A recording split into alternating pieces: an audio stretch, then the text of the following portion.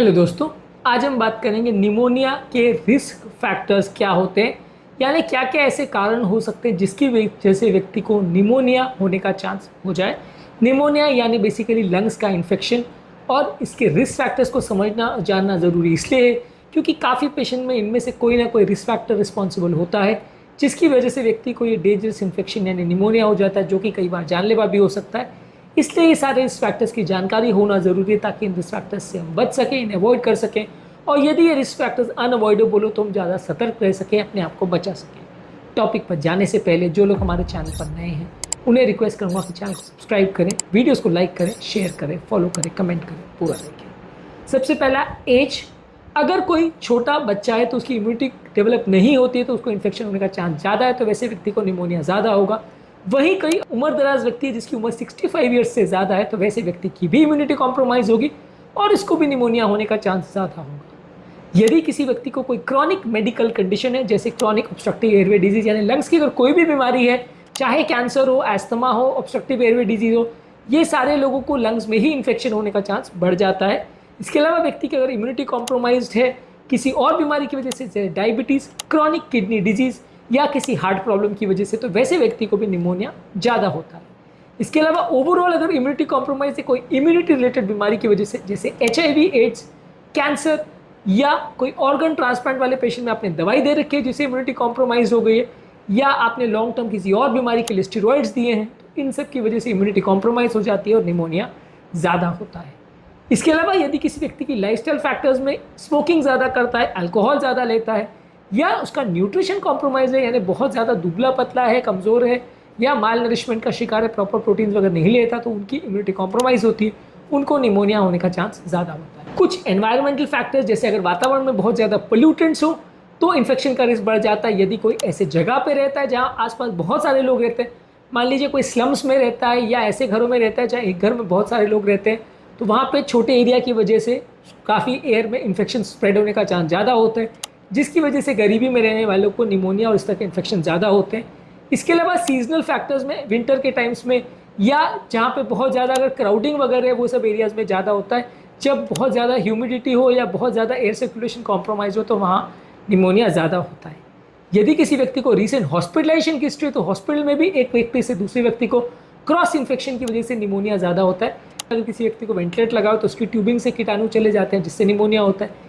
Recently किसी की कोई सर्जरी हुई या ट्रीटमेंट हुई तो उसको भी निमोनिया हो सकता है, या कोई व्यक्ति प्रोलॉन्ग हॉस्पिटल स्टे कर रहा हो, काफ़ी लंबे समय से अगर हॉस्पिटल में रह रहा हो, तो वैसे व्यक्ति को भी निमोनिया ज़्यादा हो सकता है। जैसे अगर कोई व्यक्ति को दूसरी बीमारी है, जैसे क्रॉनिक न्यूरोलॉजिकल बीमारी है, जहाँ पे अपने थूक निगलने वाली जो मसल्स है वो कॉम्प्रोमाइज़ हो जाती है, जिसकी वजह से खाना पीना श्वास की नली में चला जाता है, जिसकी वजह से एस्पिरेशन निमोनाइटिस होता है, और इसकी वजह से भी लोगों को कई बार निमोनिया हो जाता है। इसके अलावा क्रॉनिक लिवर डिजीज़ भी व्यक्ति की इम्यूनिटी कॉम्प्रोमाइज़ होती है, इसकी वजह से भी लोगों को निमोनिया होता है। अगर किसी व्यक्ति को रीसेंट कोई रेस्पिरेटरी इन्फेक्शन हुआ हो, जैसे वायरस का इन्फेक्शन हुआ, तो उसको भी दोबारा से निमोनिया होने का या सुपर इन्फेक्शन होने का चांस थोड़ा ज़्यादा हो जाता है।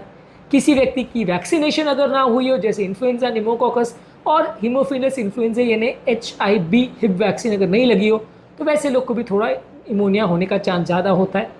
लास्ट इंपॉर्टेंट रिस्क फैक्टर है, यदि आप ऐसे कोई एरिया में ट्रैवल कर रहे हो जहाँ पे कोई इन्फेक्शन कॉमन है, वहाँ पे भी कंपेरेटिवली इन्फेक्शन या निमोनिया होने का चांस ज़्यादा होता है। तो मॉरल ऑफ द स्टोरी है कि ये इन्फेक्शंस के रिस्क फैक्टर्स को जानना और समझना जरूरी क्यों है, क्योंकि हम इससे हम प्रिवेंशन के तरीके सीख सकते हैं। मान लीजिए क्राउडेड जगह में रहने से निमोनिया होता है तो उससे बचें, पोल्यूशन में रहने से निमोनिया होता है तो उससे बचें।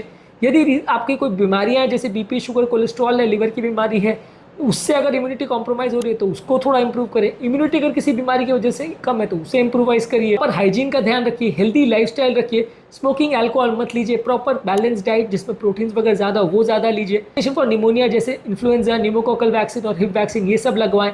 कोई क्रॉनिक बीमारियां हैं जिसकी वजह से आपकी इम्यूनिटी कॉम्प्रोमाइज हो रही है, इसको प्रॉपर्ली कंट्रोल करें। और यदि आपका हॉस्पिटलाइजेशन हो रहा है तो हॉस्पिटलाइजेशन के दौरान भी दूसरे पेशेंट के संपर्क में आने से बने जितना सावधानी रखें तो अच्छा। हॉस्पिटल पेशेंट सेग्रीगेशन ज़्यादा होता है, वहाँ कंपेरेटिवली इन्फेक्शन का चांस कम होता है।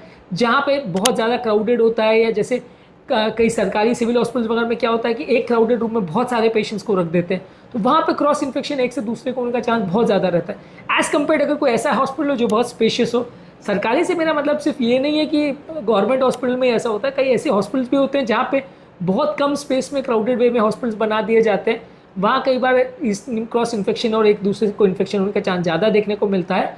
पर जहाँ हॉस्पिटल बड़े हैं, स्पेशियस है, दूर दूर पेशेंट को रखा जाता है, वहाँ एक से दूसरे को कीटाणु फैलने का चांस थोड़ा कम होगा। सेपरेट या प्राइवेट रूम्स मेरे तो कंपेरेटिवली ज़्यादा अच्छा है।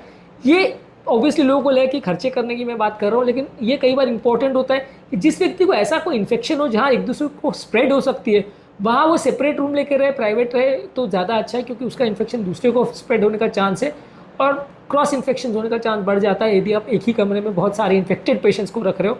इन्फेक्टेड पेशेंट्स को अगर अलग ही रखा जाए, सेपरेट रूम्स में रखा जाए, तो उनके लिए भी और बाकी पेशेंट्स के लिए भी ज़्यादा सेफ रहता है। उम्मीद करूँगा कि आज के टॉपिक में कुछ नई बातें जानने को मिली होगी। जो लोग हमारे चैनल पर नए हैं उन्हें रिक्वेस्ट करूँगा कि चैनल को सब्सक्राइब करें, वीडियोज़ को लाइक करें, शेयर करें, फॉलो करें, कमेंट करें। Thank you.